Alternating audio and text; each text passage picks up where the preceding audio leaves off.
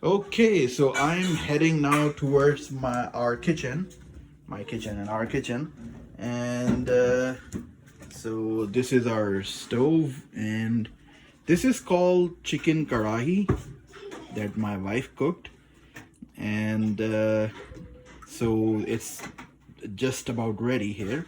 We are not doing the dinner right away, but it's all cooked up, and as you see, this is something, our traditional Desi dish that we, and I like it very much.